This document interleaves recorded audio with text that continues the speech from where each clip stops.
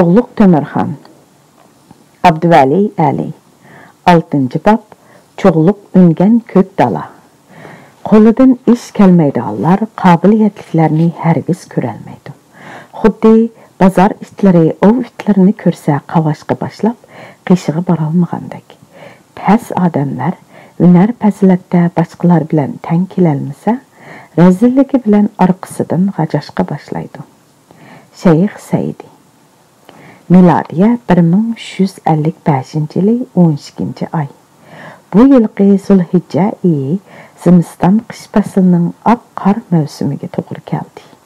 Şuna Astana, Almalıq şəhərdə böləkcələ soğuq olub getdi. Gün qısqırab, bərəkətsiz boldu. Gündüzünün nə ıssıq, nə nurluq, nə çüş məzgili yox bulub, ətdigəngə oluşublu kilidiyini keçqurun, ezitqu tuman və keçi idi. Zimistan qarangılıq içində heç nimini ılğı qılğılı bolmaydı. Katolik misyoneri Laurenti Həzrət Almalıqdaki qatallar məxfi ibadət qılışıdığan məlum bir kiçik çirkavının yem-yepıqlıq durğan iki qanatlıq eğri işigini təsdə ittirib içib zalının içigi kirdi. Kiçik çirkav tüccasa bir səynanın içində bolub, ottırsıda derizi qapqaqları yem-yep edilgən yoğan bir zal, bu zalının yan tərəfində bolsa, işik rolunu ötəydiğən qilin bir yung pavas bilən tosub qoyulğan bir ucuq cay bolub, o yerdən 12 vaxtnilik bir pələmbəy arqılıq zalının üstüge çıqqılı bolatdı. Zalının içində arca, adrasman qatarlıq giyahlarda selinğan sırıqның xuşboy purği güpüldəb turatdı. Zalının törüdəki mihrabның üstüdəki tamğa insan oğlu Əysa'nın kiristqı nıxlanğan halıdırki bir yağaç heykeli esib qoyulğan. Zalının içində ibadət qilish üçün gəlgən qatallarının bəziləri yükünüb, bəziləri öyrü turub degəndək ixlasmənlik bilən çoxunuşmaqda, ibadət qılmaqda idi. Missioner Laurenti Həzrət mihrab tərəfə qarab ketib atatdı. Uçsığa cigaran, nasaracı ton, beşiğa taqiya kiyib alğan natunuş yaş bir kişi onun aldığını tosdu. Laurenti onu çirkav xadimlardan bolsa gerek dep onunğa. Mən Episkop Richard canatlarını izlab kelibdim. Bana onun qayarda işkənligini eytib beri alamsız? O kişi hazır aldıraş, silini qabul qılalmaydı. Özleri kim bolula? Dedi onun sözüge cevabən, eliqi yaş kişi qaydırıb sorab. Mən Laurenti degen missioner bolumən. Episkop cemaatlarda nima işleri bar idi? Mən episkop cemaatları bilan bir ciddi iş to'g'riliq so'zlashmoqchidim. Kechirgaylar missioner cemaatları. Faqat tabliq tugagandan keyin ondan u kishi bilan ko'rishishlari mumkin, biroq hozir mumkin emas. Yilqi chirkav xodimi uningga yaqin kelib, qo'lg'iga pichirildi. Episkop cemaatları hazır mihrabның arqısidagi maxfiy hujra ichida Chag'atay baglardan birisi bilan maxsus so'zlashmoqda. Shuna malol ko'rmislar, u kishining chiqib ketishini kutib turg'aylar. Bo'lmasa, at kelib ko'rislimi bo'ladi. Missioner Laurenti yanchug'idan bir necha kibaki elib, tabassum bilan uningga uzatdi. Ruxsat qilsangiz, men aşı hujurning yeniga berib, episkop janoblarning xayri haqlarini elib olib, ondan hujra yinida ibodat qilsam qandaq? dedi. Heliqi yosh xodim atrofiga xutiksinib bir qarab atgandan keyin uning qo'lidagi kibakilarni yulib degidak ittikli elib oldi-da, yanchug'iga silib olgandan keyin. Bo'ldi, lekin mayda ehtiyot qilg'aylar, birisi ko'rib qolmasin yana, dedi. Missioner Laurenti Hazrat beşini lingishtiqinicha udul berib mihrabning orqasiga o'tdi-da, heliqi maxfiy hujurning oldiga kelib, panjaradan uyning ichiga qaradi. Kibaki, ya'ni Chag'atay xonligining kumush pulining nomi. Abturdin. Hujra ichida 3 kishi bor bo'lib, birisining episkop Richard yana birisining Pop Paschalis ekanligini tanidi. Ammo uchinchi kishini ko'ribla qo'rqqandan peshonasidan sovuq ter chiqib ketdi. U Chag'atay saltanatining to'riklaridan birisi bo'lgan Amir Qamariddin Davlat edi. Parvardigor, To'g'liq Temirxonning muhim odamlardan birisi bo'lib sanaladigan muni Amir Qamariddin kardinal Richard bilan qanday munosabati bordi? deb o'z-o'ziga pichirildi. U yanla qanoatlanarlik javob topolmasdan cho'qingan beti joyida qimirlamay turib qoldi. Missioner Lavrenti mushu vaqtning o'zida Almaliqdagi katoliklarning hozirgi maxfiy ibodatxonasi bo'lib sanaladigan bu kichik cherkovning maxfiy hujrasida musulmon To'g'liq Temirxonning saltanatining muhim baklaridan birisi bo'lgan Amir Qamariddin bilan katolik kardinali Richard o'ttirsida o'tkazilayotgan bu suhbatning ujur-buchuridan xabar topmoqcha uning ko'ngli zoda amin topmaydi. Shunga hujra ichidagi suhbatda bo'linayotgan gap so'zlarni tinglab boqmoqchi bo'lib, qo'liqini panjaraga yaqdi. U panjara oldida bir bas turgandan keyin hujraning keyindan ayvonga o'tkazib bo'ladigan tor bulak orqali ayvonga chiqdi. Ayvonda turib qarasa, hujraning ichini aniq ko'rgili bo'ladigan, ammo hujraning ichida turib sirtini ko'rgili bo'lmaydigan salasunliq bir cho'nglik bor edi. Missioner Lavrenti ana shu cho'nglikning orqasiga o'tib, o'yla ichidagi odamlarga boshqadan sapsilib qaradi. Kardinal Richard bilan Amir Qamariddin Davlat qilin zilchi ustida badashqon qurib o'ltirgan edi. Pop Paschalis bir chetda qo'l qo'shtirib turadi. Kardinal Richard ustiga nasoracha uzun qizil to'n kiyib, belini cho'chiliq ipak zunnar bilan bog'lab olgan, beshiga nasoracha qizil taqiya kiyib olgan edi. Amir Qamariddin bo'lsa, beshidagi ushliq taqiya ustidan salla o'rib olgan edi. Lavrenti Hazrat uning musulmonlarning belgisi bo'lgan malla to'n kiyib, keyingi chaqlarda musulmonlarning jami masjidiga o'zgartirilgan San Fransisko cherkovida namoz o'qib yurganligini to'liq ko'rgan edi. Lekin hozir uning katoliklarning bu maxfiy ibodatxonasida katolik episkopi kardinal Richard bilan xuddi bir dindikilardekla qizg'in suhbatda bo'layotganligini ko'rib, intayin hayron qolmoqda edi. Missioner Lavrenti Hazrat neri bersini o'ylab o'ltirmasdilla, ularning suhbatiga quloq soldi. Parvardigorimiz ashu lanit qartapan molchini yenishimizga shafaat qiladi, deb so'zlab o'tdi kardinal Richard. Biroq buning uchun biz yanala sabr taqat qilishimiz kerak. Chunki Parvardigorimiz sabr taqatchan ummatlardan fursatni hargiz ayagan emas. Lavrenti Hazrat uning qartapan molchi deb Chag'atay xoni To'g'liq Temirga darit muloqotganligini tushundi. Albatta, Allohning iznisiz qil tavirmaydi, deb uning so'zini quvvatladi Chag'atay baklaridan birisi bo'lgan Amir Qamariddin Davlat darhol. Biz sabrchan bandalarmiz. Biz uchun shu foydali fursatning yetib kelishini sabr taqat bilan kutmakdan boshqa ilojimiz yo'qdir. Biroq bu sabr taqatning cheki bo'lishi kerak-da. To'g'ri aytdingiz, ey Qamariddin janoblari. Bundaq sabr taqat qanchalik uzoq so'zilgan taqdirdimi, siz ham biz zarqib kutayotgan shu foydali fursat kelmasa, yana siz bilan bizning ko'rsatgan barliq tirishchanligimiz ajr to'kpimiz shamolga so'riladi.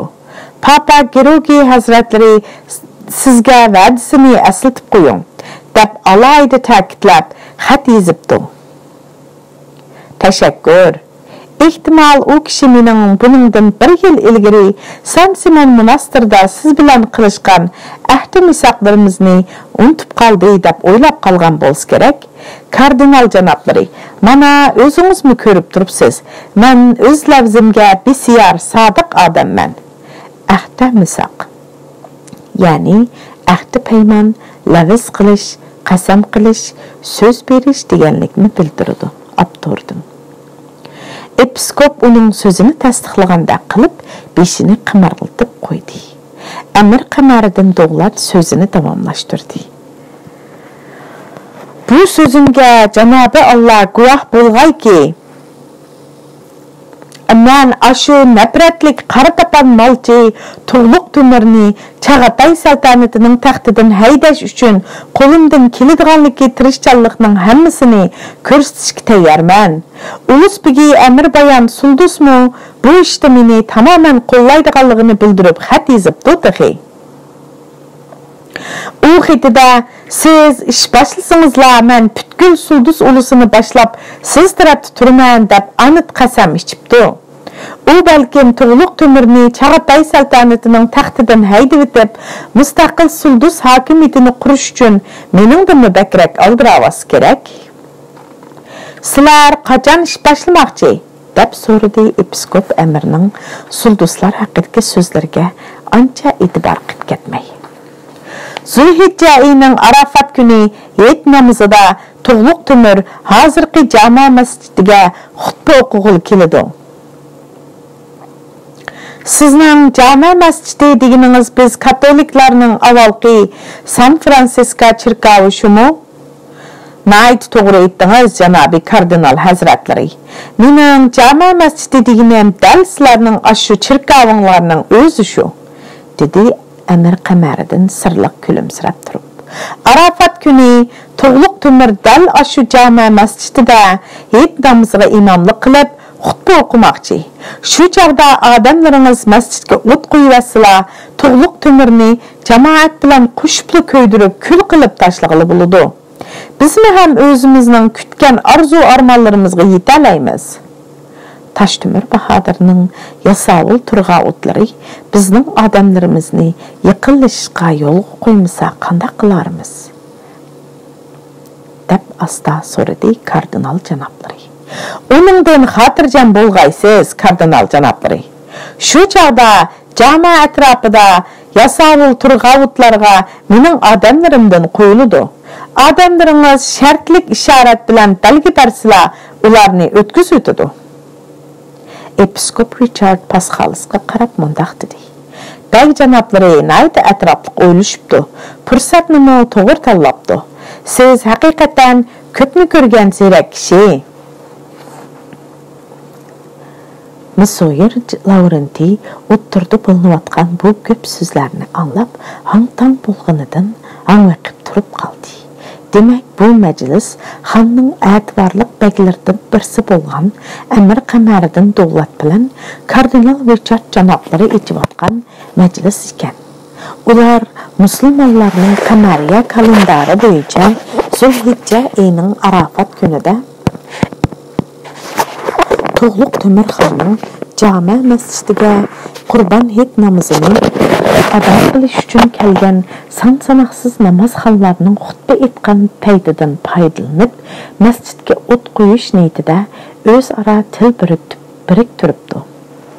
Zulhijja Arafat kuni, ya'ni milodiya 1355-yil 12-oyning 7-kuniga to'g'ri keladi. Aptordi. O'zining Chag'atay saltanatining hukmdori Tug'luq Tumirxon va minglagan musulmonlarning hayot mamotiga chetishlik bo'lgan bu zo'r suiqasddan o'z vaqtida xabar tepib qolganlikdan Missioner Laurenti hazrat nihoyatda xursand bo'ldi. Vujirdagilarning suhbati mushu yerga kelganda oxirlashdi. Ular majlisdan tarqamoqchi bo'lib o'rindan turishdi. Amir Qamariddin Davlat boshqalarning o'zini tonib qilishidan qo'rqib, sallasining patlisi bilan yuz ko'zlarini mahkam chumkib olgandan keyin hujurning bulongdagi maxfiy eshik orqali chirkavdan chiqib ketdi. Episkop Richard bilan Pop Pascalmu hujurdan chiqib ketish uchun eshik tarafga qarab mangdi.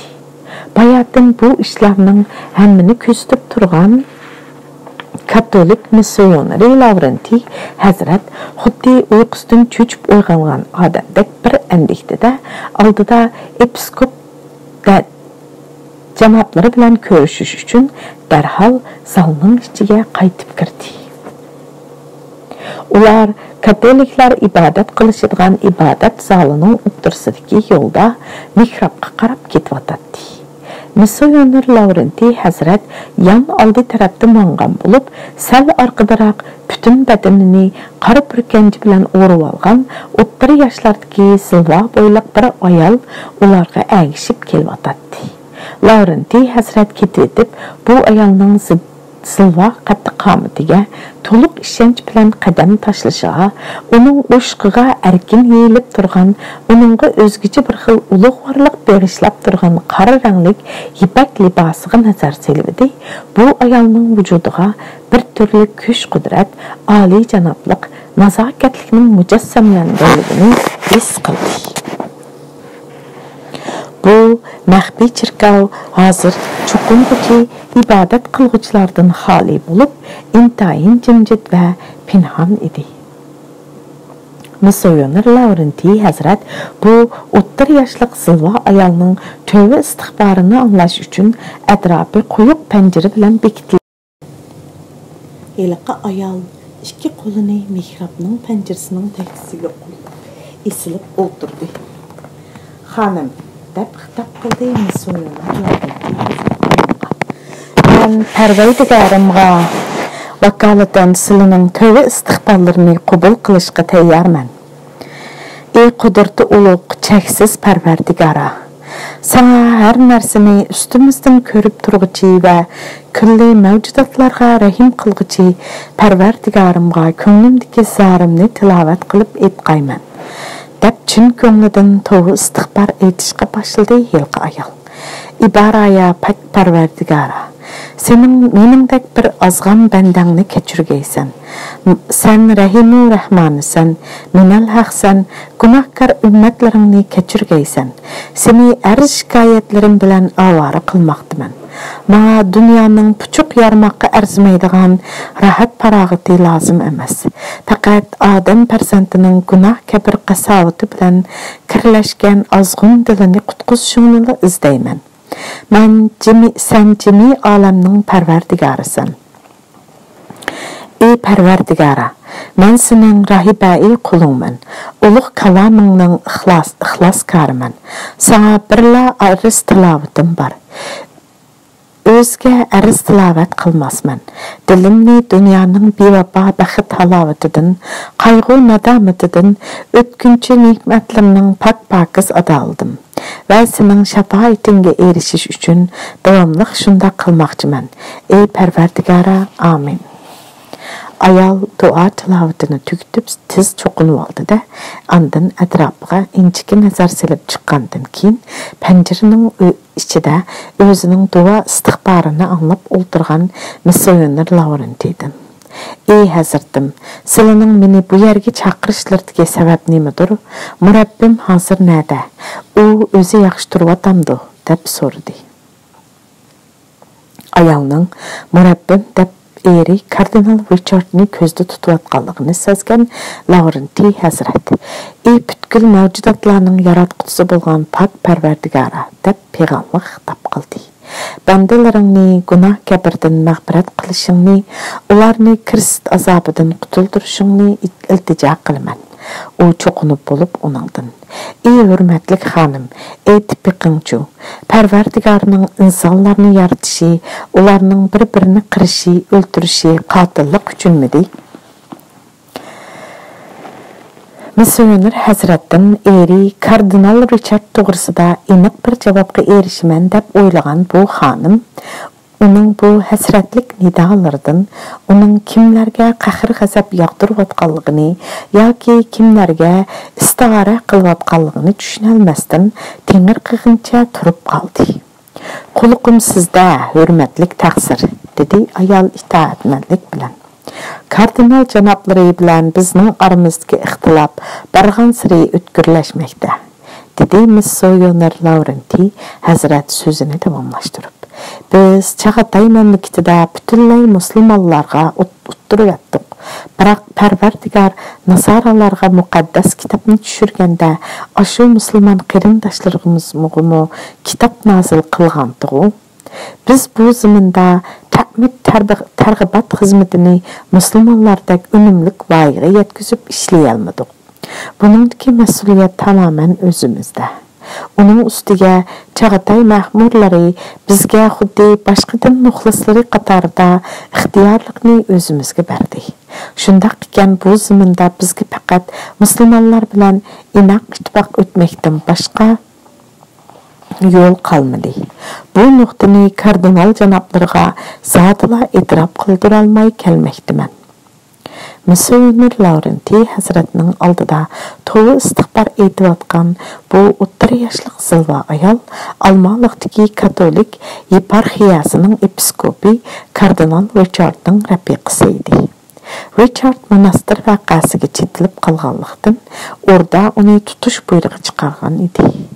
Shunga u ordaning taqibidan o'zini qochirish uchun ta hozirgacha yoshirinib yuradi. Missioner Laurenti o'tgan kuni tasodifiy ahvolda uning Chag'atay baklardan birisi bo'lgan Amir Qamariddin bilan til biriktirib, xonni qaslamoqchi bo'layotganligini bilib qolgandan keyin ularni bu suiqasddan to'sish uchun chora amal izlab yuradi. Uning ustiga uning do'sti Chag'atay ordisining amiri Tumanbegi Tashtemir Bahodir mushu kunlarda Ostona Almaliqda bo'lmaganlikdan xonni bu suiqasddan qandoq ogohlantirish to'g'risida bosh qotirib, oxiri kardinal Richardning rafiqasi bo'lgan bu ayol o'zining oldiga to'g'ri istig'for etish uchun kelgan fursatdan foydalanib, uningga bu zo'r suiqasdning o'tmishidan bishorat berib qo'yish orqali uning orzuliq qizi xonning suyimlik xonishi Zamuran bibiga xabar berish qaroriga kelgan edi. Amisa, başdaki sözümüzge kelaylik. Azirtim, siz zodi nima demoqchi? Sizning so'zingizni zodila tushunolmadim-ku, dedi ayol murabbim yana bir ish tavritib qo'ygan bo'lmasin yana. So'zimga umdan quloq solg'aysiz, hurmatli xonim, dedi Laurenti Hazrat uningga tushundirib. Bu yerdagi ish mubodo odatdagidek bir ish bo'lgan bo'lsa edi, men uni tilga ilib yurmagan bo'lardim. Zodi nima yuz berdi hazratim, deb so'radi ayol jiddiylashib. Acaba bu ish rostla murabbim bilan munosabatli bo'lgan bo'lsa, ha? İnsanning o'y fikrining paskinligi insonning ruhiyatini bulg'aydi. Kishidagi tamaxurlik, hasadxurlik hammadan avval shu kishining o'zini qardan chiqardi. U butun yomonlikning yiltizi. Shuning uchun Masih Aysa Parvardigoringni so'y, Parvardigoring hammadan ustundir. Boshqalarni xuddi o'zingni so'ygandek butun ko'ngling, butun ruhing, butun fikring bilan so'y deb aytgan edi. Men uning ko'z o'yganning ko'zini o'y, tish chaqqanning tishini chaq deganligini anglagan, dedi ayol uningga. Lekin sizning qarashingizcha odamlar o'ziga uch odamga yaxshilik qilishi lozim ekanda, shundaqmi hazratim? Shundaq, agar siz meni yaxshi ko'rgan odamni yaxshi ko'rman deydigan bo'lsangiz, buning siz uchun nima ahamiyati bo'lsin?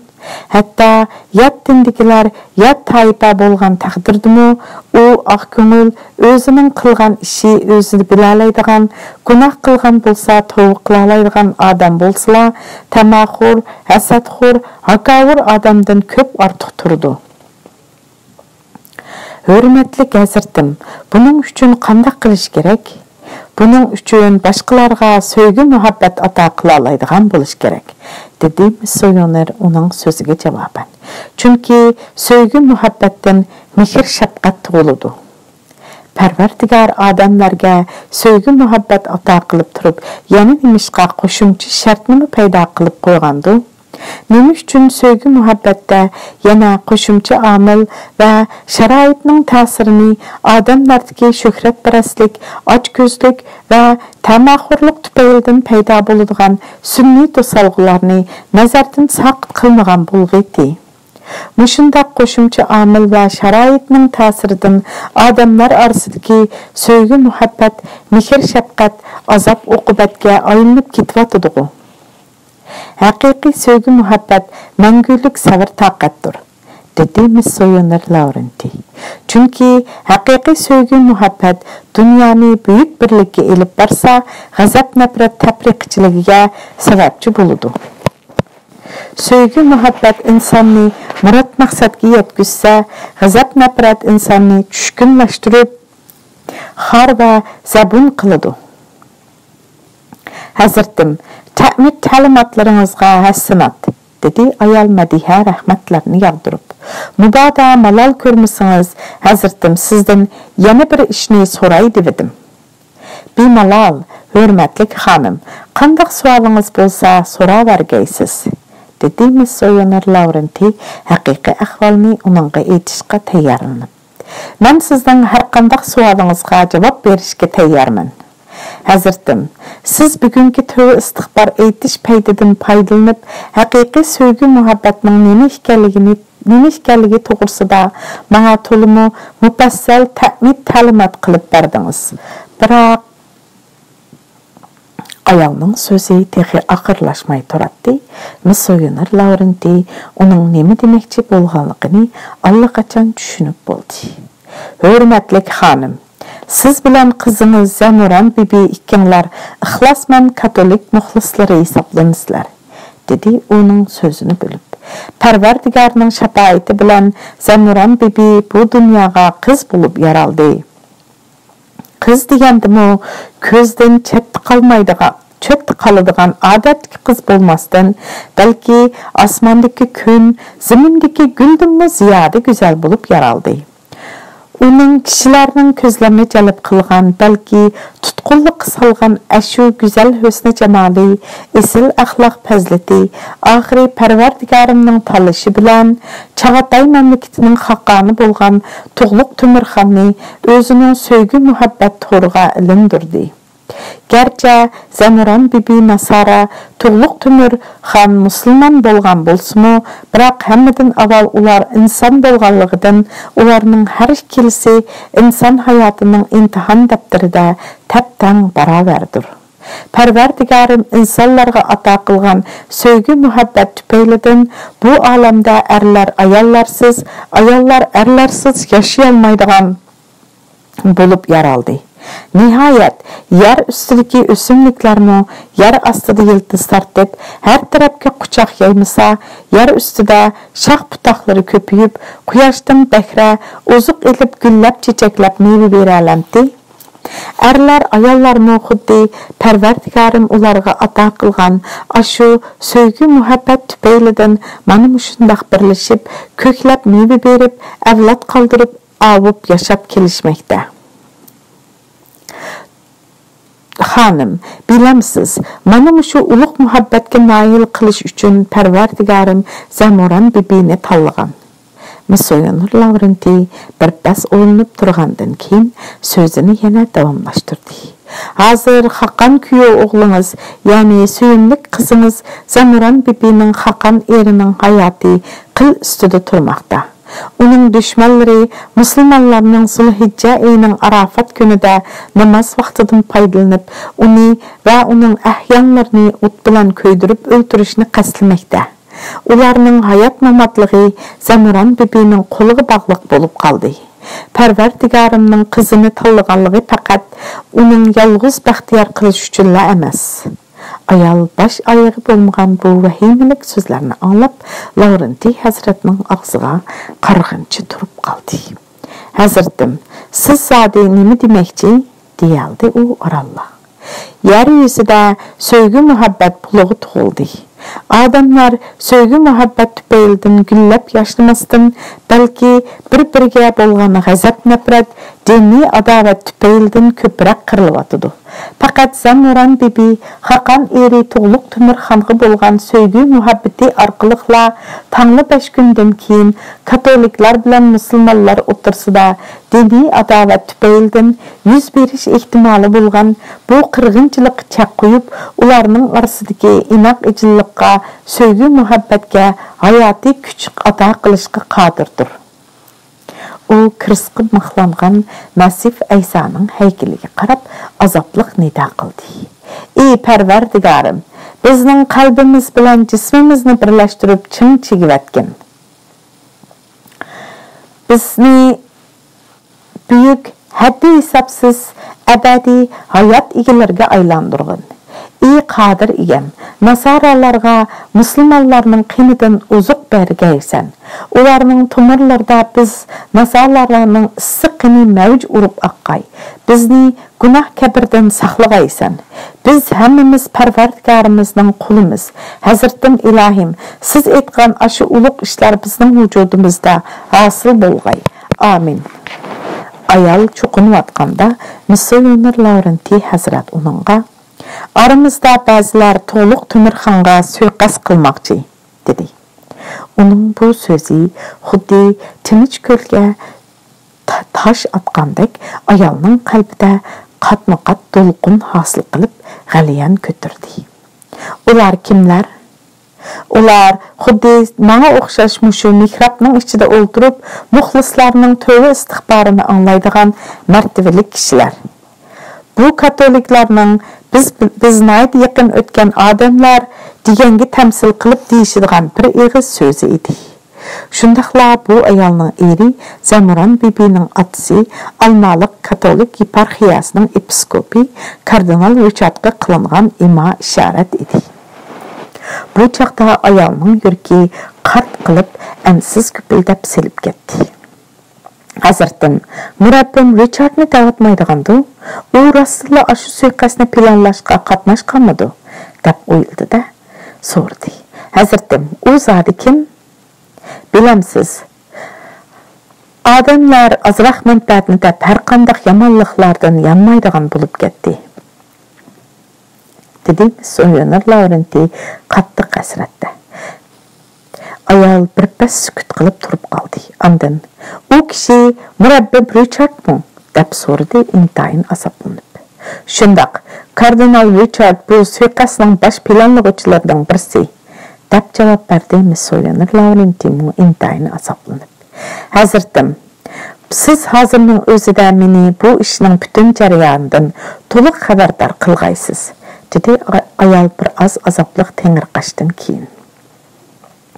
Buludu hürmetli hanım. Men bu işning jarayonini sizga so'zlab beray, dedi Missioner Laurenti va katolik mazhabiy Almaliq yeparxiyasining episkopi kardinal Richardning qandaq qilib Chag'atay beglaridan birisi bo'lgan Amir Qamariddin Davlat bilan til biriktirib, Chag'atay xoni To'g'liq Temirni qaslamoqchi bo'lganligini uningga tafsiliy so'zlab berdi. To'g'liq Temirxon Abduvali Ali 6-bab Çuğluq Üngen Kök Dala 337 bapdan başlandı. Zamoran bibi apsıdan ögey atısı kardinal Richard'ның özünün Hakan eriga qas qilmoqchi bo'layotganligini anglab, hayronlik ilkida qo'lining kaynini tishlab turib qolgan bo'lsa-mu, ammo bunda hayronlik tezla uning atisiga bo'lgan achchiq nafratining yangi boshdan qo'zg'ilishiga sababchi bo'ldi. Qizim, men sening Hakan eringni chin dilingdan so'ydiganligingni, uni hatto jiningdan mo'chara azizlaydiganingni bilaman, dedi apsi Zamoran bibiga. Lekin bu yerda yana bir masala bor ekanligini o'ylab ko'rdingmikin? Qandaq masala u? dedi qiz. Hakan ering bo'lsa taqvodor musulmon, sen bo'lsang nasara diniga e'tiqod qiladigan qatal qizisan. Mening nasara bo'lganligim Hakan erimning islom diniga e'tiqod qiladigan taqvodor musulmon bo'lishiga hargiz to'salg'i bo'la olmaydi, deb apsining so'zini bo'ldi u. Apa, sizlar bundaq cho'ng, haq cho'ng, nahaqning oldida zodi qaysi tarafda turdilar? Men demoqchi bo'lamanki, sen qanday qilib bir necha avloddan beri e'tiqod qilib kelayotgan nasara dinidan voz kechmoqchi bo'lsan? Mubada nasara dini Hakan erim bilan ikkimizning o'tirsidagi sevgi muhabbatga to'salg'i bo'ladigan bo'lsa, men albatta bundaq e'tiqoddan voz kechishga har qachon tayyorman. Zamoran bibining chiroyli ko'zlaridan ko'z yoshi mang'izlarga uncha marjondek to'kilib turadi. Ana bola o'tirsida bayotdan davomlashayotgan bu suhbat qanchaki chunqurlashgan sari ahvolning shunchalik jiddiylashib ketayotganligini sezgan ama qizini tinchlantirmoqchi bo'lib o'rnidan turdi. Mayli bo'lmasa, men ashu kardinal otangga nasihat qilib ko'ray, dedi gapni boshqa yoqqa burab. Bu kishi yomon niyatidan yenib qolsa ajab emas. Xotirjam bo'lg'aysan qizim. Men ilgari har vaqt haqiqat tarafida turib kelgan edim. Hali ham yanala haqiqat tarafida turaman. Zamoran bibi otasi kardinal Richard targ'ib qilayotgan Nasara diniga e'tiqod qiladigan ruhoniy oilasida Nasaralarning odati va axloq sharoitida o'sib cho'ng bo'lgan bo'lsa-mu, ammo Nasaralar aqidasidagi Parvardigor, muqaddas ona, inson o'g'li din iborat 3 taraf bir gavda bo'lgan katolik ta'midining ta'siri uningga anchalik kuchli emas edi. Katolik mazhabining almaliq yeparxiyasida episkop bo'lib ishlaydigan kardinal otasining intayin tamaxur ekanligini, uning hozirgi diniy vazifani ishlashni mol-mulk yig'ish va xususiy mahshiyati uchun deb qaraydiganligini bildiganligi uchun uni ancha ko'zga ilib ketmaydi. Shundaq, odam balasi azaldan ochko'zlik, tamaxurlik va shuhratparastlik orlig'ida sarsam bo'lib chepib yuriydi. E'tiqodlar ko'nirg'ansiri odamning vujudidagi qon bilan birga paydo bo'ladigan bundaq nachar illatlar barg'ansiri avj elib, odamni yomon yo'lga boshlaydigan ozdirg'uchiga aylanib qoladi. Bir qatim Zamoran bibi San Fransisko cherkoviga yakshanbalik ibodatga borganda missioner Lavrenti hazratning tablig'ini anglagan edi. Shu chog'da u munolarni aytgan edi. Ochko'zlik, tamaxurlik va shuhratparastlik insonning ong dengizida uchib yuradigan, uzib yuradigan 3 cho'ng lahangdir. Har qanday zamonda, har qanday makonda insonlarning kishilik hayoti ana shu 3 cho'ng lahangning ilkida barqaror bo'lib turadi. Shunga kishilik turmushdagi barliq cho'ng kichik jabr jafolar, azob uqubatlar ana shu 3 cho'ng lahangning fojiasi bo'lib hisoblanadi. Hatto e'tiqod va qarashlarning qashshoqligi, nacharligimi ana shulardan kelgan bo'ladi. Bundaq lahanglarni yengadigan kuchni yer yuzidan tepish qiyin. Hatto Nasara dinimi buningdan mustasno emas. Uning chin yuragidan chiqqan bu hasratlik nidolari Zamoran bibining ilmi hozirgidek esida. Zamoran bibi dastlabda opasidan o'gay otasi Richardning Amir Qamaridan Do'g'lat bilan maxfiy so'zlashganligini anglaganda biror shumliqning shapsini sezgandek ko'ngli g'ash va parishon bo'lgan edi. Chunki Amir Qamaridan Do'g'latning marhum aksi Amir Bulajining ulusbigilik martabasiga erisholmay Tug'luq Temirxondan norozi bo'lib yurganligidan uning o'ptalliq xabari bor edi. Monastir vaqasi yuz bergandan buyon u Nasara ruhoniylarining sodda qatallarni o'zlariga ishontirish uchun yurgizayotgan turli ta'mid targ'ibotlariga ancha ishonmas bo'lib qolgan edi. Uning ustiga hozirgi poplarning qo'lidan faqat odatdagideklar ishlar kelganlikdan ularni Chag'atay mamlakatida Tug'luq Temirxonning saltanati uchun tahdid hisoblag'ili bo'lmaydi. Biroq katolik mazhabining almaliq yeparxiyasining episkopi bo'lgan kardinal otasining Chag'atay ma'murlaridan taqibidan qechib yoshirinib yurgan mazgillardimi Chag'atay saltanatining huquqli beklaridan birisi bo'lgan Amir Qamaridan Do'g'lat bilan yoshirin uchrashib yurganligini hargizmi odatdagi ish qatorida ko'rgili bo'lmaydi. Zamoran bibi nima uchundir lashkarlari ko'p, hukmronlik qiladigan odami nurg'un, saltanatda muayyan hurmat va imtiyozga egan bu huquqliq amirdan ozroq yiqatdi.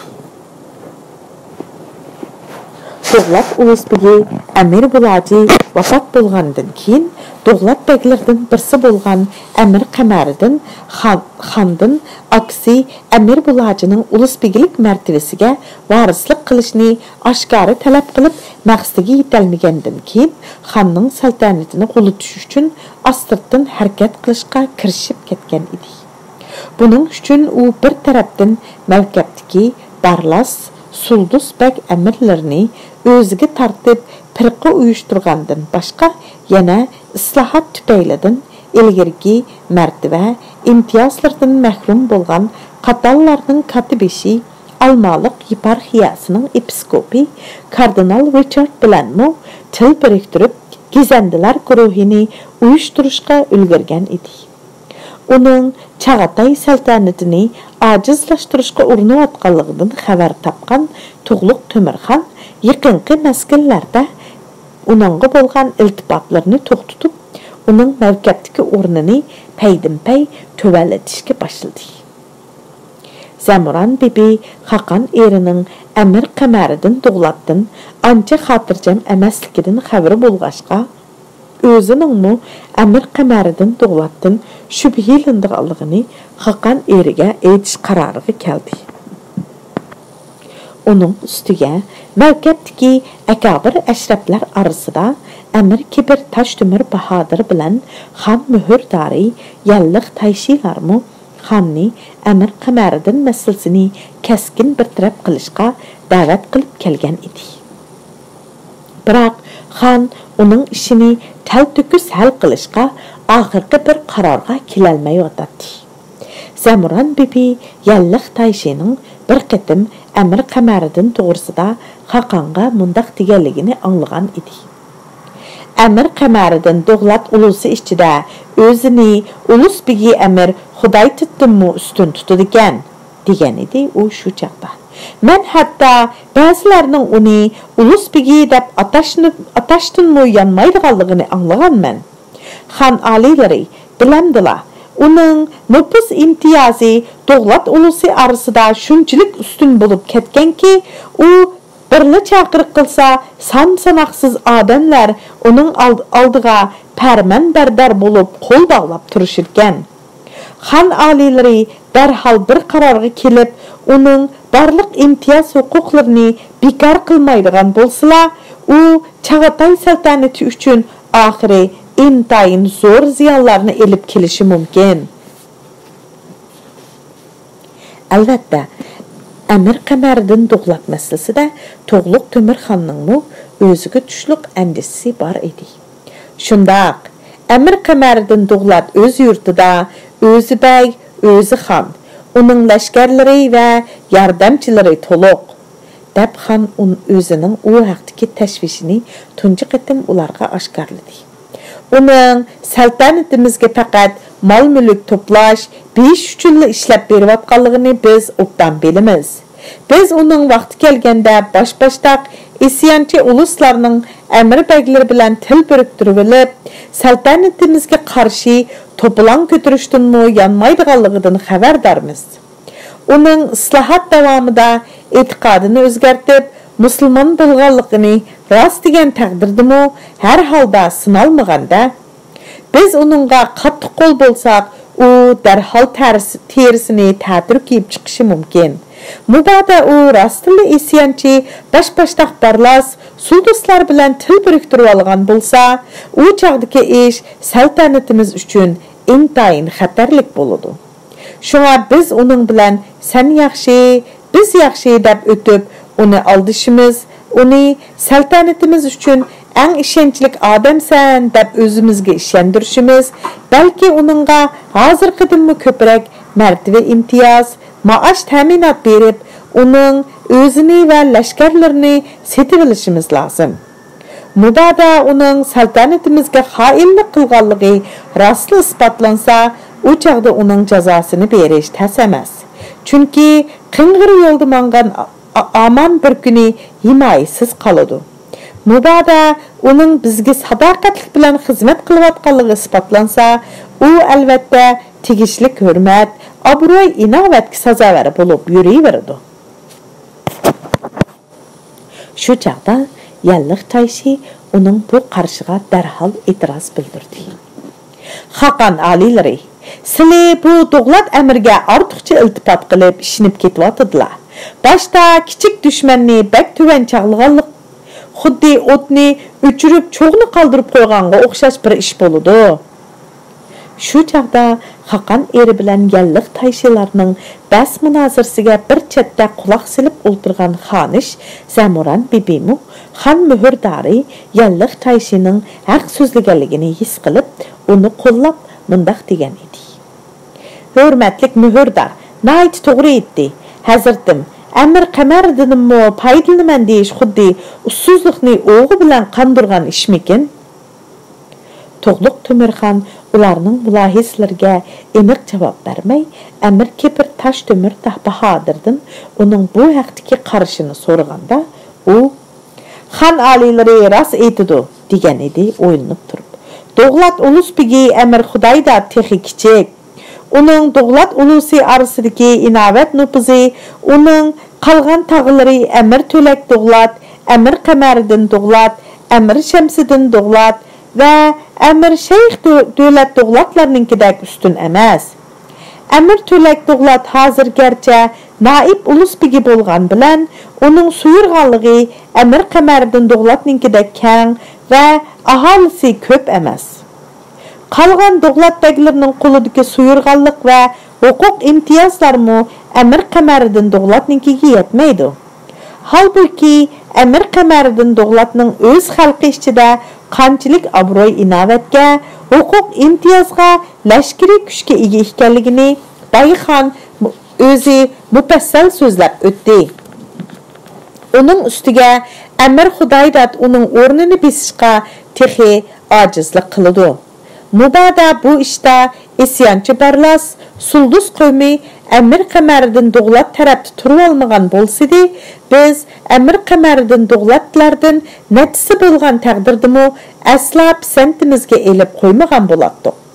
Xaqan aliylari, sen shijoatlik va tadbirlik hukmdordursan. Uyg'on Tangrining taxt saltanatini saqlaydi. Men o'ylaymanki, sen hiligarlikni va oldironqilik qilishni yaxshi ko'rmaysan. Biroq ota-bobolarimiz urush, hili-mikr bilan bo'ladi deb obdan aytgan. Mening ko'nglimdagi gap shu. Hamma ishda qaror qilguvchi yanala sen hisoblanasan. Hamma ra'iyatlaring qatorida menmi sening irodangga bo'ysunaman. Seni va sening taxt saltanatingni qo'g'dash yo'lida issiq qinimni, hatto tatliq jinimni ayab o'ltirmayman. Bugun Arafat kuni, ya'ni tarixiy Hijriyaning 756-yili Zulhijja oyining Arafat kuni. Xabgahning ikki qanotliq eshigi bugun bomdoddan keyin echib qo'yilgan edi. Eshikda Chag'atay xoni To'g'liq Temirxon ko'rindi. Xanish ayim Zamoran bibi Xaqan erining to'liq kiyinib bo'lganligini, la'al va durlar bilan bezalgan nafis oq ipak sallisini beshiga kiymasdan texicha qo'lida tutib turganligini ko'rdi. Dastar pech, ya'ni xonning kiyinishiga mas'ul haram og'isi Abdurdin darhol berib xonning qo'lidagi sallini oldi-da, uning beshiga apchillik bilan to'g'rilab kiydirib qo'ydi. Sallining uchiga qadalgan qizil o'tug'atliq toj xonning beshida bir izda to'xtamay dirildab titrab turadi. Xaqan erining hech namozga menishga tayyorlanayotganligini ko'rgan Zamoran bibi, "Hazratim, nima bo'ldimki, kechidan beri yuragim eg'ibda turdi. Uyqum yaxshi emas. Bugungi Arafat xutbasiga chiqmag'ayla" deb uningga iltimos qildi. To'g'liq Temirxon qo'llari bilan Amroq Xonishning chiroyli mangzini silab turib, "Begim, bu mening tunji qitim Arafat xutbasiga chiqishim. Hozir jamoat namozga yig'ilib meni kutib turdi. Kechikib borsam yaxshi bo'lmas. Uning ustiga Do'g'lat begi Amir Qamariddin janoblari meni namozga o'zlari imomlik qilmasa bo'lmaydi" deb iltimos qilib turib oldi. Aslida tashvish, andisha ichida bearam parishon bo'lib turgan Xonish ayim Zamoran bibi Xaqan erining Amir Qamariddin Do'g'latning ismini chiqarganligini anglab, haqiqiy ahvolni xonga etmasa zodi bo'lmaydigan darajaga berib ketganligini his qildi-da, "Hazratim, sizli Amir Qamariddin Do'g'latni o'zlariga shundoq sadoqatman deb ishonamdilar?" deb so'radi. Hazırca biz onundan birer şübhilik bir işini sezmedik. Hazırdım, gapni əgitməy tüzlü qılğanlığım üçün acizələrini keçirgəylə. Hazır sılının mübarek başları üstüde məş'um əcəl buludu əgip yürüptü.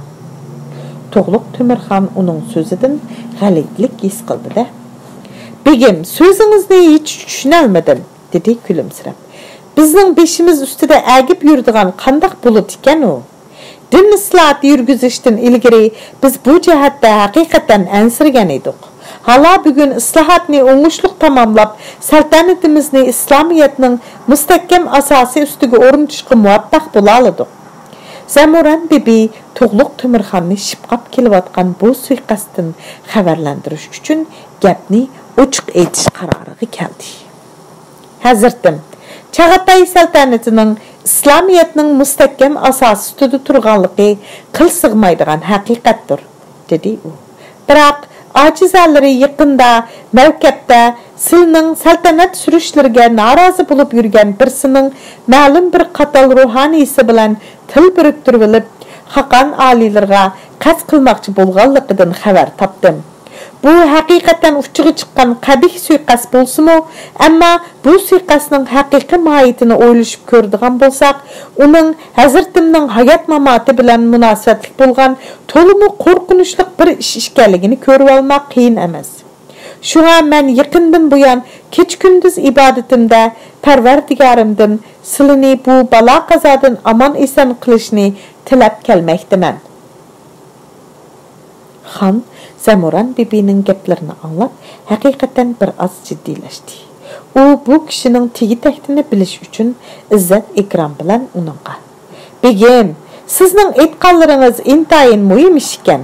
Nihoyat beshimizga tag'dak balo qazo kelish xavfi turgan holatdimi, ahvolni qilch yushirmay bizga aytqaysiz", deb ijozat berdi. Hazırdım, bilendiler. Mubada bugünkü aşu Arafat xutbisini daplı namazga çıkmakçı bolsılar, dedi u Xaqan erinin bu işqa çin ko'nglidan ahamiyat beriyotganligini ko'rib. Muborak hayotlari jazman xatarga uchraydi. So'zlab shu yerga kelganda Zamoran bibining chaqnab turgan yo'g'on ko'zlaridan ko'z yoshlari marjandek taramlab to'kildi. To'g'liq Tümirxanga mushu chaqning o'zida u Zamoran bibi bilan so'zlashayotgan bo'lmasdan, balki osmon malaika bilan so'zlashayotgandek tuyulib ketdi. Uning gapning uchini chiqarib qo'yibla, oxirini etmay jim turib olganligini ko'rib, "Begim, bu nima deganingiz?" deb hayron bo'ldi. Xatal missionary Lavrenti Hazratning opamga aytib berishcha, dedi Zamoran bibi azob ichida puchulnib turib. Almalik Katolik yeparxiyasining episkopi Kardinal Richardning odamlari bugun musulmonlarning Arafat kunidagi hayit namozidan foydalanib Xaqan Hazratimga qo'l solmoqchi bo'lib o'tibdi-dak. Hurmatlik opam missioner Lavrenti janoblari bilan qachon ko'rishgan ekan? U o'zi hozir qayerda? Opam o'lish kun qatallar ibodat qiladigan maxfiy sirkibga to'g'ri istixbar etqilib borganda missioner Lavrenti Hazratlari uningga bu ishni menga aytib qo'yishni, Xaqan Hazratlarining ehtiyot choralarini ko'rib qo'yishni topilgan ekan. Aslida Lavrenti Hazrat Amerika bir Toshtemir Bahodir bilan bevosita ko'rishib, bu ishning o'tmishidan uni xabarlantirmoqchi bo'lgan ekan. Afsuski, bundaq fursatni topolmabdi. U kishi opam bilan ko'rishib bo'lgandan keyin darhol yoshirinibdi. Kardinal Richard sizning otangiz-ku? Shundaq, u mening o'gay otam edi. Lekin, dedi Zamoran bibi nafratlanib. Parvardigorim uni mangu la'natgarda qilg'ay. U sal sukut qilib turib olgandan keyin yana so'zini davomlashtirdi. Parvardigorim sizga Xizrning yeshini, Qarunning baxtini ato qilg'ay. Xizr alayhissalom rivoyatlardagi abi hayot suyini ishgan kishi. Qarun rivoyatlardagi eng boy kishi. Abdurdin. Sizga rahmatlar bo'lsin. Bizni bu zo'r suiqasddan ogohlantirganligingizdan to'liq suyundim. Biroq siz aytgan bu ishning bizning aromimizni buzadigan behuda vahima emasligiga huddi qila olamsiz? Buning cho'qim suiqasd ekanligi aniq. Chunki bugun Arafatda bu suiqasdning butun jarayoni to'liq oshkorlanib, hammaga ayon bo'ladi. Lekin menmu Parvardigorimning shafaat qilishi bilan bugun yuz bermoqchi bo'lgan bu ishning oldin ola ko'ngil qo'yib planlangan bir suiqasd bo'lmasdan, balki bir turlik behuda vahima bo'lib qolishini tilayman. Mubada bu vahima Hazratimning aromini buzadigan bir turlik behuda ish bo'ladigan bo'lsa, men har qanday jazoga tayyorman. To'g'liq Temirxon ko'z oldidagi bu zilva bo'yliq go'zal cho'kanning cho'nqur fikr tafakkur qila oladigan, intayin tadbirlik ham noiti oz uchraydigan ziyrak, hushyor bir mahbuba ekanligini mushu chaqda texmi his qilib ketdi. Yaxshi xotin yerim davlat deb bekorga aytmagan ekan ko'nalar, deb o'yladi u ichida va uni o'ziga umrlik mahbub qilib tanlab, intayin to'g'ri qilganligidan bakmi suyundi. Xon dastur pichqa darhol muhrdor yalliq tayshi Amir Kibir Toshtemir Bahodir, xon inisi Temir Malik, ustoz Shayxul Islom Mavlana Arshidin Valiyullohni divon xonasiga chaqirishni buyurdi. Bugungi Arafat xutbasini amaldan qoldirishga bo'lmaydi, dedi Amir Kibir Toshtemir Bahodir xonning so'zini anglagandan keyin.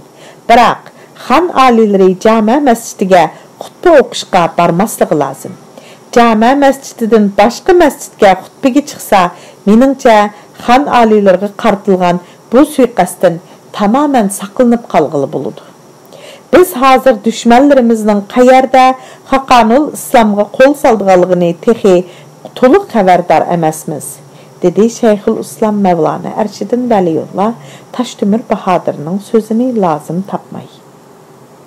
Shunga meningcha bo'lganda xuddi Tazilar tarixidagi Abu Abbas bilan Mansurlar o'ttirg'i chiqishdan ilgari o'zlarini pinhonga elib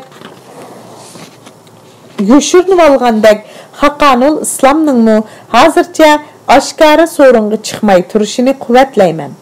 Janobi oliylari taqat qilib turib, taki İslamiyatning ul dushmanlari to'liq pash qilinib, suiqasdning beli to'liq o'shtilgandan keyin ondan avomga ko'rinsa bexatar bo'ladi. Hozir Arafat namozining vaqti bo'lib qoldi. Biz jamoat bilan namozga chiqaylik. Shayxul Islomning so'zi texi oxirlashmay turdi. Muhrdor yalliq tayshi uning so'ziga ulabla. Xon oliylarining bexatarligini ko'zda tutib, menmi uning o'rnidan ayrilmasligini quvvatlayman, deb taklif berdi. Shubhilik biror odamni yoki biror ishni sezgan hamon darhol tadbir qo'llanish uchun Temir Malik janoblari Ostonadagi har qaysi masjidlarni darhol qattiq taqib ostiga olsin. Xon oliylari bugungi Arafat xutbasini Shayxul Islomning hamrohligida o'rdidagi masjidda o'qisin. Naib Uluspigi Amir To'lak janoblari bir bo'lak o'rda arkonlari bilan billa jami masjidiga namozga beriversin. Bu ishlarni shundoq maxfiy qilaylikki, bizdan boshqa hech qanday kishi uqmay qolsin. Shunda qilganda ham xon oliylarining avom xalq orasidagi obro'y inovatiga nuqson yetib qilishdan saqlanqili bo'ladi. Ham dushmanlarni bexotlashtirib, ularning xonga qayerda qo'l solmoqchi ekanligini pash qilg'ili bo'ladi. Hozirgi vaziyat intayin ansiz. Shunga mushundaq ehtiyot choralarini qo'llanmaydigan bo'lsak, bugun Ostona Almaliqda, balki ata butun mamlakat miqyosida bir xil to'plang yuz berib, bir-birini qirib, qiyma-chiyma qilib tashlaydigan qonliq voqealarning kelib chiqmaydiganligiga hech kim huddi qila olmaydi. To'liq Temirxon 6-bob. Cho'g'liq ungan ko'k dala. 351-batdan boshlandi. Chag'atay xoni To'g'liq Temir O'rda masjidida Shayxul Islom Mavlana Arshidin Valiyullohning hamrohligida xutbaga chiqib, Qurban Hayit namazida jamoat bilan muloqoti bo'lgandan keyin divanxonasiga amon eson qaytib kirdi. Ular qizg'in suhbatlashib o'tirganda talada qattiq cho'qan so'ran ko'tarildi. Amir Kebir Tashtimir Bahodir Turg'avutlarga darhol o'rda darvozasini taqib, o'rdini qattiq muhofazat qilishga buyruq tushirdi. U bu ishlarni o'rinlashtirib bo'lib, bir bo'lak Turg'avutlarni boshlab, qovuq ustiga chiqib, sirtda nima ish yuz berganligini bilmoqchi bo'lib qaradi. Temir Malik avatgan bir chaparmanning o'rda darvozasi oldida Amir Kebir bilan ko'rishatdim deb o'rda muhofazatchilar bilan janjallashayotganligini ko'rdi. Tashtimir Bahodir muhofazatchilarga chaparmanni kirgizib o'tishni buyurdi va uni yeniga chaqirib, "Sirtda nima ish yuz berdi?" deb so'radi. Qattiq yugurganlikdan herib, hasrab, o'lmidab turgan chaparman alaqsadilik ichida o't qo'yib, hammani ko'ydirishdi deb bosh oxiri yo'qla javob berdi. "O'zingni besvilib oldirmay so'zla. Kimlar nega o't qo'yib o'tishdi?" deb yana so'radi Tashtimir Bahodir uningdan. "Jama masjidiga o't qo'yib o'tishdi. Biror mingdak odamni nobud qilishdi ablahlar." Jama masjidi qatallar ibodat qilishadigan San Fransisko chirkavining islohotdan keyin musulmonlar juma namozini o'qiydigan masjid qilib o'zgartirilgandan keyingi nomi edi. O't qo'yuvchilar kimlar ekan? Ular tutildimi? Temir Malik hozir qayerda? Masjidga o't qo'ygan qatillardan birisi tutildi. Qolganlari qattiq qarshilik ko'rsatib turib olg'ashqa o'q tutilib o'ldirildi. Temir Malik janoblari tirik qo'lga tushgan heliqi qatilni o'zi so'roq qilyotdi. Amir Kebir Tashtimir Bahodir yenida qo'l bog'lab turgan Turg'avutlarning orasidagi bir hazara sarkartisiga, "Sen hozirning o'zida bir dakchi Turg'avutni boshlab, bu chaparman bilan billa Temir Malikning yeniga bor va uningga Amir Kebir janoblari heliqi qatilni putqulini yerga tekkizmasdan qora divonga yetkizib kelsin. Deydi deb mening farmonimni yetkiz" deb amr qildi. Heliqi hazara sarkartisi qulluq deginicha bir dakcha Turg'avutni elib o'rda darvozasidan chiqib ketdi. Jama masjidiga o't qo'yish vaqasida tirik qo'lga tushgan qatil ustidagi savol so'roq qora divonning ichidagi pinhon hujra ichida davomlashmoqda edi. Derazalar qalin pardalar bilan chumkab tashlang'ashqa hujraning ichi g'uva edi. Uning ustiga hujraning ichida bir nechta odam bo'lg'ashqa surlik ko'rinadi. Amir Kebir Tashtimir Bahodir o't qo'yg'ichini bir qarabli tunidi. U Katolik Yevropasining markazi bo'lgan Rim Vatikanligi tarafidan Almalik yeparxiyasiga episkop qilib avatilgan kardinal Richardning qo'lida ishlaydigan Pasxalis degan pop edi. So'roqxonaning ichida qattiq sukunat hukm surmoqda edi. "Xo'jayining hozir qayerda?" deb so'radi uningdan Tashtimir Bahodir orliqdagi jimjitlikni buzib. "U o'z e'tiqodiga sodiq ixlosmand muridlarining orasida" deb noiti to'nliq bilan javob berdi. U chiroyini qilcha o'zgartmasdan. "Jama masjidiga nima maqsad bilan o't qo'yishding?" deb so'radi Tashtimir Bahodir orqadilla uningga o'yilnish fursati bermaslik uchun. "Bu o'tning 700 begunoh musulmonning jiniga zomin bo'lganligini bilamsan. Chag'atay beglari ichida qaysi bilan munosabating bor?" Maxfiy sirkitning ichidagi hujrada Richard bilan sening maxfiy suhbatga qatnashgan Chag'atay beging kim? Seni uchunlar nima ish to'g'risida suhbatlashdinglar? dedi u ovozini yumshoqroq chiqarishga tirishib. Arqa-arqadan so'ralgan bu savol so'roq Pop Pasxalis uchun ajallik zarba edi. u jim turilish orqali o'zining bu o'tkaldan o'tib ketolmaydiganligini tushundi da oxiri biz bugungi Arafat kunida o'tkaziladigan namoz paytidan foydalanib jami masjidiga o't qo'yib berib Tug'luq Temirxonni o'ltirmoqchi bo'lgan edi deb jinoyatini iqror qilishga majbur bo'ldi. Xonning Arafat kuni jami masjidiga borganligini qandoq bildinglar? Amir Qamaridan Do'g'latdan anglagan. Sual so'roq bargan siri chunqurlashibdi. Xon aliylarini o'ltirishdagi maqsadinglar nima? Xonga bunchalik o'shmanlik qilishinglardagi sabab zodi nima? Bir qitimliq tasodifiy uchrashda Amir Qamaridan o'zining Do'g'lat ulug'begilik martabasidan quruq qolganligini kardinal janoblarga aytib bergan ekan. Shu chaqda u o'zining Tug'luq Temirdan norozi ekanligini oshkorlab qo'yibdi. Shunga kardinal janoblari mubodo siz bizning bu zamonda xristian dinidagi katolik davlatini qurib chiqishimizga yordam bersangiz, biz sizning ulug'begilik martabangizga erishishingizga, hatto Tug'luq Temirxonni taxtdan tushirib, Chag'atay saltanatining taxtiga tanho ega bo'lishingizga yordam beramiz deb va'da beribdi. Biroq Tug'luq Temirning butun mamlakat miqyosida elib borgan din islohoti muqaddas Rim Vatikanligining Markaziy Osiyoda qudratli bir katoliklar davlatini qurib chiqishdek ulug'vor planini hash-pashtigicha ko'k aylantirib qo'ydi. Shunga Papa Grigoriy janobi oliylarning yo'l yo'riqi bo'yicha bu qitimqi jami masjidiga o't qo'yish voqeasini planlab uzoqdan beri tayyorlik ko'rib kelgan edi. O't qo'yish voqeasiga Amir Qamariddinning odamlari qatnashdimi? Qatnashdi. Uning odamlari bizga ikki tarafdan moslashib bermagan bo'lsa, o't qo'yish voqeasini undaq o'ng'ay vujudga chiqara olmagan bo'lardik. dedi u kuchuklanib. Mubodo Amir Qamariddin bizni kuchlamagan bo'lsa, bu qitimqi o't qo'yish voqeasimi yuz bermagan bo'ladi. Bas, endi so'zlama. Sen qatallarning bu ishda ozroqmi asang yo'q ekanda, shuni ko'nilar yiqilib tushsa ujmi tikkan gunohkor, yiqilib tushsa o'gzidan binokari gunohkor deb rost aytibdi ekan. Sen jinoyatingni to'liq topshirmading.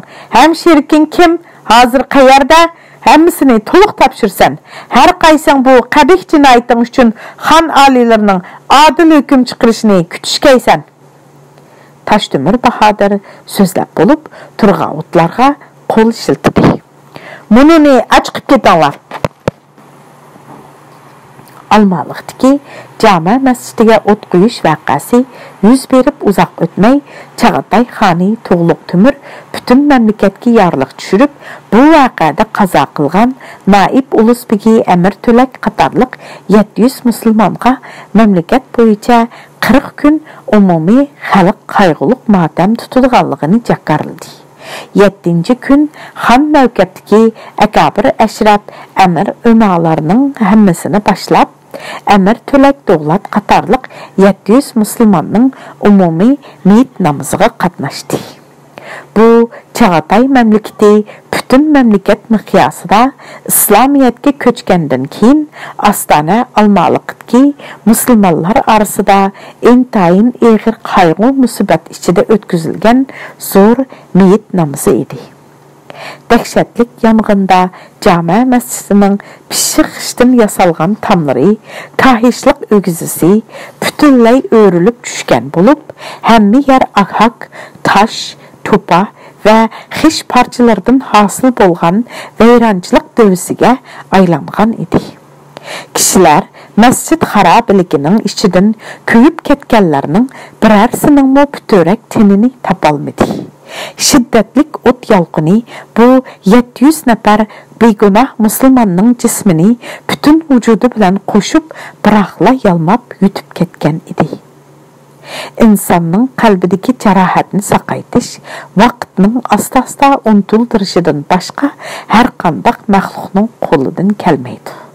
Çünki adamның көзіден бемahal tökülüp turduğan көз işi insonga hamisha tasalli bulalmaydı və insonning qalbidagi ağır qayg'u hasratni, achchiq azob uqubatni hargizmi yengillatolmaydi.